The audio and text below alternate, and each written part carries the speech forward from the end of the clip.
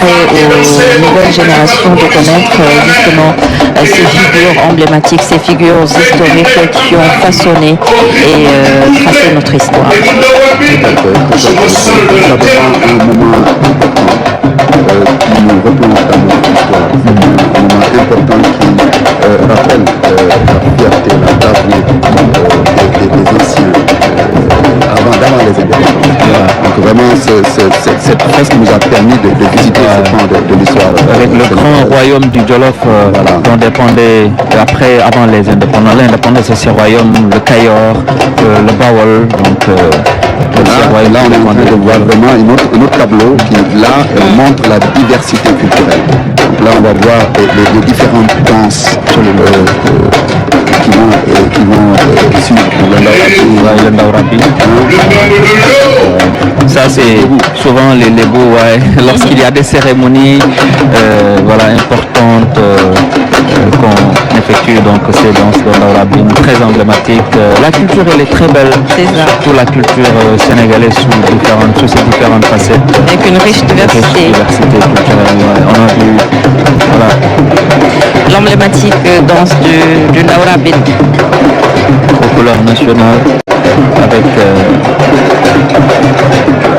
mais c'est bien d'avoir pensé à introduire cette nouveauté, faire découvrir justement des hommes et des femmes de culture, le tableau culturel que nous venons justement de visionner et qui constitue la nouveauté de cette célébration. Oui, tout à fait. Vous savez, le 4 avril, c'est un moment de communion, c'est un moment où toutes les forces vives de la nation sont focalisées sur les valeurs. Et je crois que montrer ce que nous avons de plus cher, on ne peut pas choisir mieux. Ce sont nos amis serreurs, je crois. Oui, ça c'est les Nguel qui viennent. C'est ça. Hein? Ils sont nos amis. On a vu ça, c'est avec ces instruments traditionnels. Aujourd'hui, on a une mécanisation de l'agriculture sénégalaise. C'est important. Je pense que ça, c'est ce qui a précédé tout ce qu'on est en train de faire actuellement. Le choix des tissus et le choix des couleurs est tout aussi important également pour le souligner. Oui. Parce que culture bu ci nekk am na luy def spécificité am na luy def nu koy waxee lu koy identifier mu doon ci wàllum tissu bi wàllum accessoire yi ñuy takk wàllum fecc bi ak exactement mooy accessoire yi ak fecc bi ak yu ni mel. Donc di jëmal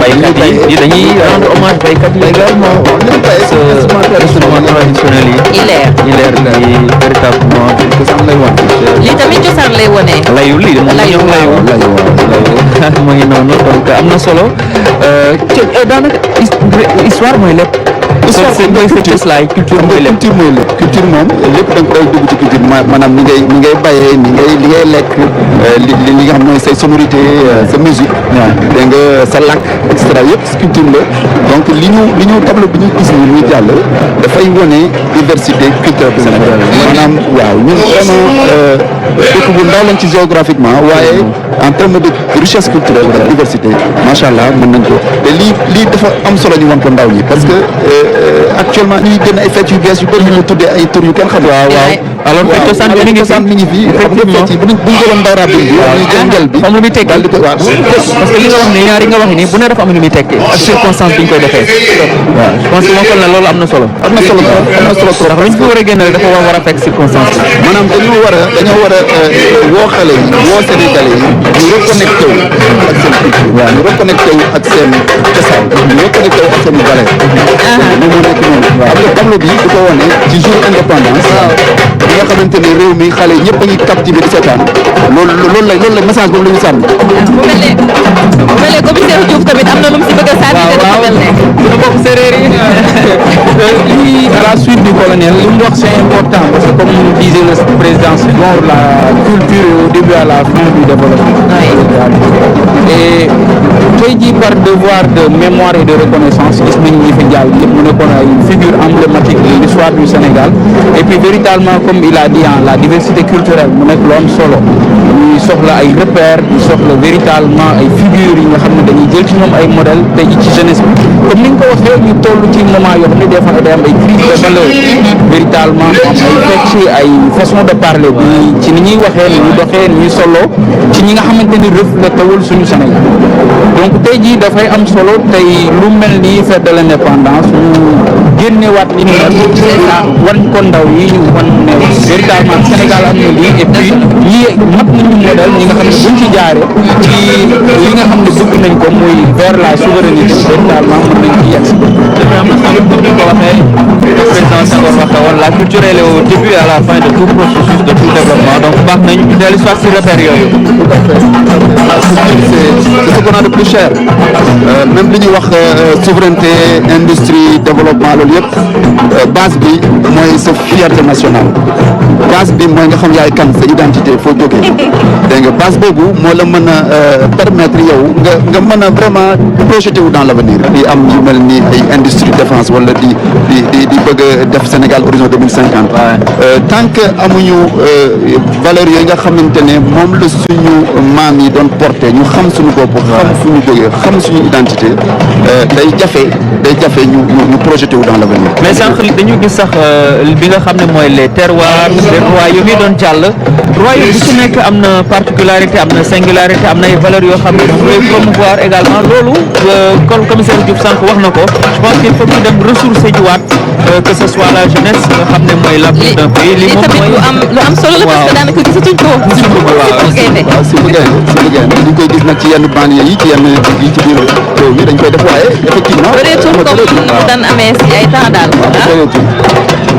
c'est ça.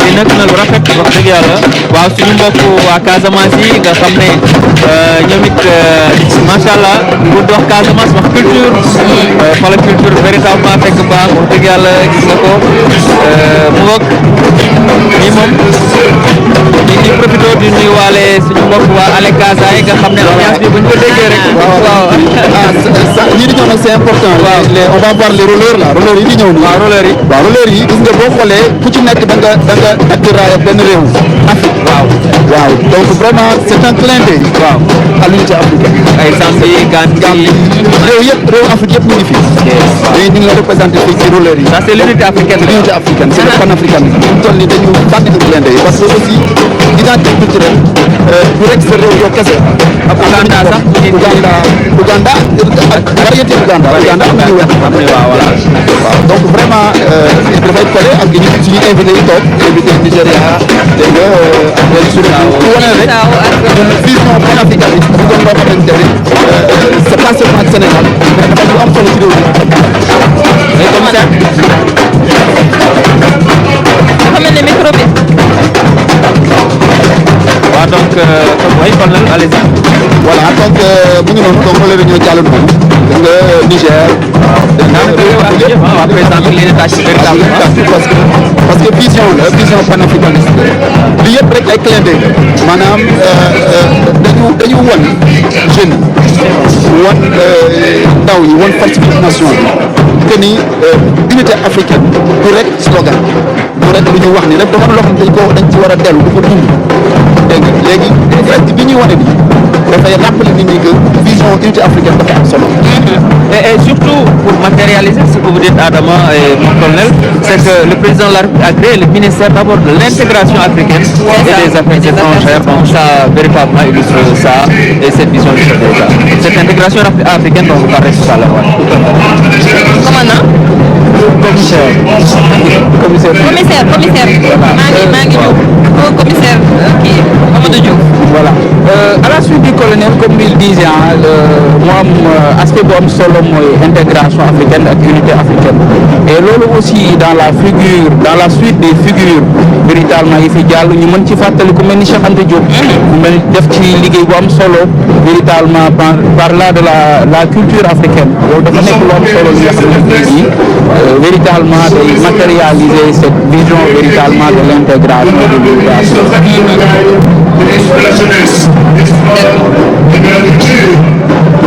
voilà table bu am solo bu li nga xamante ne nii ñu fàttali rek ne moo nekk côté bi nga xamante ne nemmeeku nañ ko ci célébration 65e anniversaire bi Cheikh Bamba Gueye défilé civil yi daanaka bu noppee rek si la ñuy jàll ci défilé militaire bi nga xamante ne nii mooy tàmbali. Ouais, on a vu. léegi nag ñu ngi jëm ci majorette Kennedy. Kennedy, c'est toute une histoire, les majorettes de Kennedy, qui nous ont habitués à de belles prestations à chaque fête d'indépendance.